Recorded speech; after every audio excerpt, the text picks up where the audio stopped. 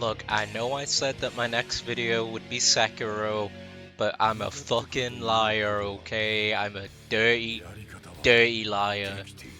That's not true. Sekiro is in the works. I promise I'm literally in the process of making that video, but how can I not talk about a fighting game for one of my favorite things ever? So, JoJo's Bizarre Adventure, or Star Battle R's Season 2 of DLC has just concluded, and I couldn't not make a video going over my thoughts and feelings over the characters picked and how they play and all that good stuff. So before we get on to Season 2, let's talk a little bit about the characters of Season 1. So as we know, the characters that we got in Season 1 are Risotto, Stroheim, Weather Report and Final Pucci, Keicho, and Part 7 Diego. Diego with the world, alternative Diego. Now, this Season 1 pass, so the fan reaction has been positive to mixed from what I can see. Because we've got a kind of a mixed bag of iconic characters that really should have been in the base roster, like Weather and Stroheim, for example, and fan favorites like Risotto. But a few characters that kind of didn't really have a reason to be in the game, like Keicho and Part 7 Diego. Like, for Keicho in particular, I don't hate the character or anything, it's just we already had so many Part 4 reps, and it just felt a bit unnecessary. But Diego is lucky he's really fun to play, because out of all the Part 7 characters you could get, Hot Pants, Mountain Tim, Blackmore, Ringo Road again, Wicker People. Like, I get that Dio's an iconic character regardless of his form, and so was the world, but you've got a character that's already directly represented, as in Diego Brando with Scary Monsters, with a stand that's already represented with Part 3 Dio's The World.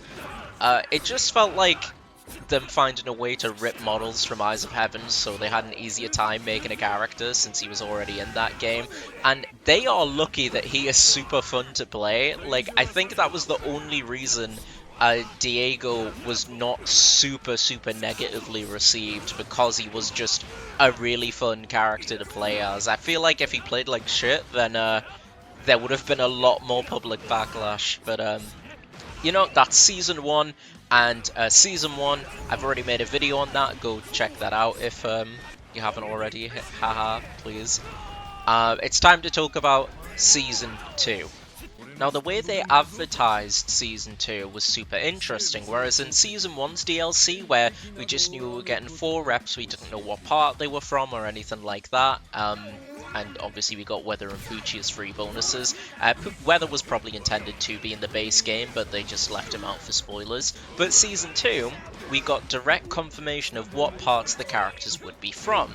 And we got Part 5, Part 4, and most importantly, Part 8. Now, my prediction was either Doppio, Chocolata, and Secco, but my most wanted, and who I thought was the most likely, was Abacchio, and thankfully Abacchio's got in the game. He was the first DLC character of Season 2, and it's about time he got in one of these games. He was snubbed for the original All-Star Battle.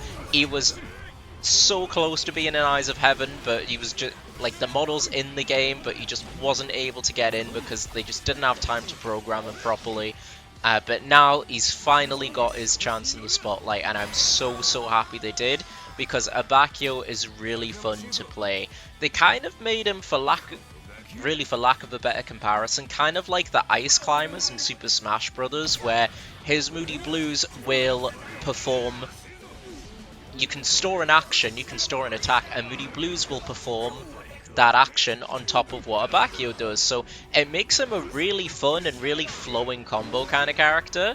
And I just didn't expect that coming from him, but I'm so glad this is the direction that they went with, because he is so fun to play, and he's easy to pick up, but he's got a lot of free-flowing combos that are a lot of fun, and is super that I'm going to do here with Mr. and Narancia doing the beaten up scene from when Narancia spills wine on that guy. I could not think of a better level 3. This was absolutely perfect, and I love it. So They're batting 1-for-1. Abakio is my second favourite character of Bruno's crew in Part 5, after Bruno himself. And I'm really, really glad he's here, and he's really, really fun. So, 10 out of 10, gold star.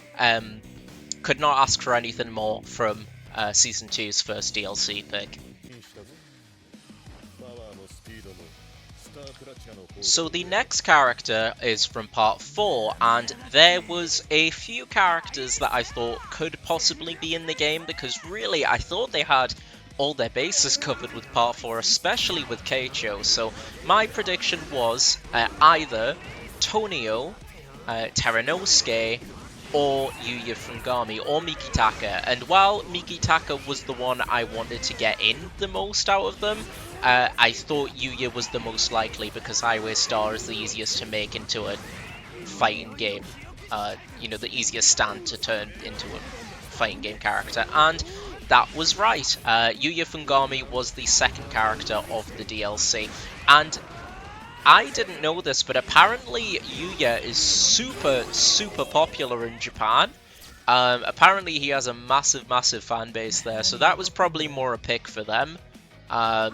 I think Abakio was kind of a universal one. I know a lot of people in the West were really wanting Abakio as well, but seeing as Part 5 is Japan's favourite part generally, from what I know, I'm not surprised that they repped Part 4 for another DLC character. So this feels like kind of a love letter for the Japanese fans. And to be honest, Yuya is my least favourite out the three.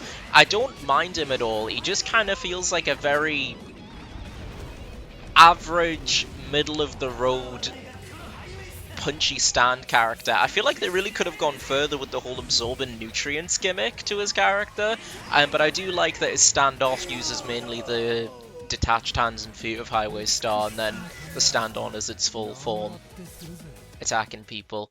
But yeah, I feel like they just could have gone a little bit further with his unique abilities than they did. They just kind of made him a generic punchy boy, but I really don't dislike playing Yuya at all. He's just my least favourite out of the three, but I think he's a good addition. I like him well enough. I'm not going crazy about him or anything, but he's inoffensive. So I'm overall glad he's here, but yeah, he doesn't really do anything for me one way or the other. So yeah, my general thoughts on Yuya: glad he's there. Not one of my favourite characters and doesn't really do anything for me, but I'm not upset that he made it into the roster or think he's really a wasted slot like I feel like Part 7 Diego kind of is. But no, I feel pretty neutral to positive about him.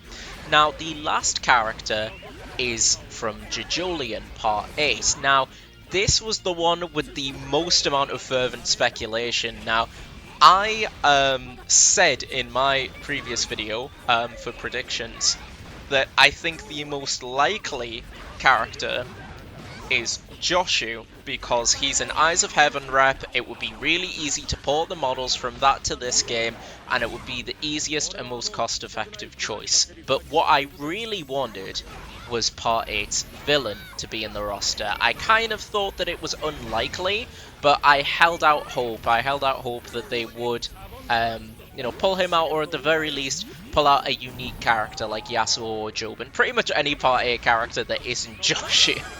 And what was interesting was when speculation was ongoing, one of the, I guess, social media reps or managers, I don't know what you'd call it, when asked directly, is Joshu the last DLC character, is that they can't say, but we won't be disappointed. So that kind of, to me at the time, was like, okay, Joshu seems to be out then, because that was in response to a direct, you know, questioning of Joshu, and I fucking hate Joshu. So that to me was saying, Joshu's not in, it's not going to be who you think it is.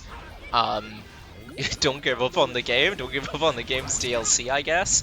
But yeah, the character I wanted most was Toru, but I would not be unhappy with someone like Jobin, Yasuo, even Part 8 Kira Josefumi, or Kyo Nijimura.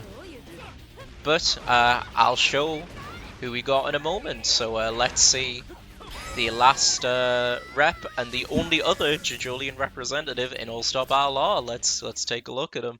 Ladies and gentlemen, we got him.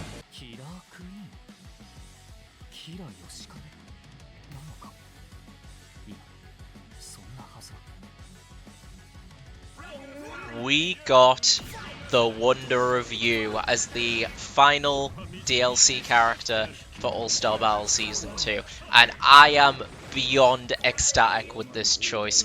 I really didn't think this is what they'd go for, but I am so glad that that's what the team decided to go with, because I feel like really a lot of Season 2 as character picks really listened to the fans. I think they realized, you know, Season 1 probably didn't do as well as they wanted. You know, it did have some cool reps like Risotto, Weather, and Stroheim, but you know, some of the characters were quite a big letdown. And even though, like I say, I'm happy Stroheim's in the game, he's an iconic Part 2 character he deserved to be, I really don't like the way he plays. But they just went with banger after banger. They went with Abakio for Part 5, the only character missing from Bruno's crew, who absolutely finally deserves to be in one of these games. Yuya, probably for the Japanese fanbase, although he's a popular character in the West too, but like I say, apparently he's super duper popular in Japan. And Wonder of You, by far the most requested character to be DLC. Not only is he finally another rep for Part 8, with it only being Gappy from like the first 20 chapters, it's the main villain, and really it only feels right that the main villain's in this game with the rest of all the other characters. And he is probably the most unique character on the roster. You play Wonder of You rather than Toru, which makes sense because Toru doesn't really do the fighting. It is Wonder of You that does most, if not all, the fighting for him. And Wonder of You is completely sentient, so it does make sense that he's also a character here in that regard as well.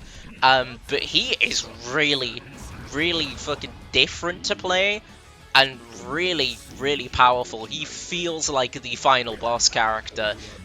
He's really slow movement wise. He mainly gets around by teleporting, and he can't be grabbed either. It only takes off a small chunk of health, but he can't like be grabbed, although he can grab other people. He has instant teleports that take him either right next to the opponent, a small distance away, or fully on the other side of the screen, but his gameplay mainly revolves around countering and throwing his projectiles, I love to say these, Obla-dee, Obla-da, and do-do-do-da-da-da-da is rockin' sex. And they are really powerful tools. They are really strong. Like, the combos that you can do, like, I have been many a time online, just came across a Wonder of You player, and they've just thrown things at me from the other side of the screen and killed me while I could, like, barely get in close. But it does make sense, like I say. I think it's really cool that they fully doubled down on the whole final boss vibes of the character. And the amount of love and references they put into him is incredible as well. Not only does Toru have voice lines against people, so does Wonder of You himself, and they'll both be different. They got different voice actors, which makes sense because they are quite different personality-wise. But yeah, Wonder of You is definitely the most different from characters I generally play. Like, he's a Zona slash, like, I don't know what you'd call it, like counter character. He mainly relies on, you know, counter an enemy's moves thanks to his like calamity mechanic. So he's definitely the most different from characters that I play, but he is fun. It just takes some getting used to for me, because I like the close-up kind of brawler kind of characters more often than not. But like, he's fun, and most of all he's unique, and I'm really happy that, you know, such a unique playstyle was added into the game. And it was only right that if they were going to add one more character, then it would be the main villain. It's only right that he's here with all the other main villains, and we finally have a new JoJolian rep, and I'm glad he's so unique and so interesting. I just kind of wish that we got more voice lines for Gappy to kind of reflect the later parts of JoJolian, because Wonder of You and Toru reference things from the Wonder of You fight, and Gappy just says kind of generic lines from the start of the part. Like, I guess that's my only real complaint about the DLC. Like, bonuses and interactions and stuff is a lot of the characters don't have lines to kind of react to the other character.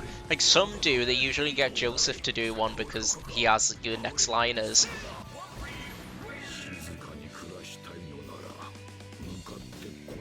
But still, I feel like that's kind of a nitpick if anything, because I am really, really happy with this season pass. I think this is probably going to be the end of it. I haven't heard them say that they're planning on making a season 3. I'd really love if they did, because more JoJo. You know, I'm happy with more JoJo, but if Toru and Wonder Review is what they're ending on, then it is a hell of a note to go out on. It is literally the best possible choice they could have made, and I'm so glad that CyberConnect 2 went with Wonder Review and Toru to close out the DLC. So Season 2, I'm overall way happier with it than I was in Season 1, whereas obviously there's more characters in Season 1. I feel like they're more of a mixed bag, like I've mentioned in the video, but Season 2 is just banger after good, but not great after banger, so quality over quantity, I guess, is the name of the game here.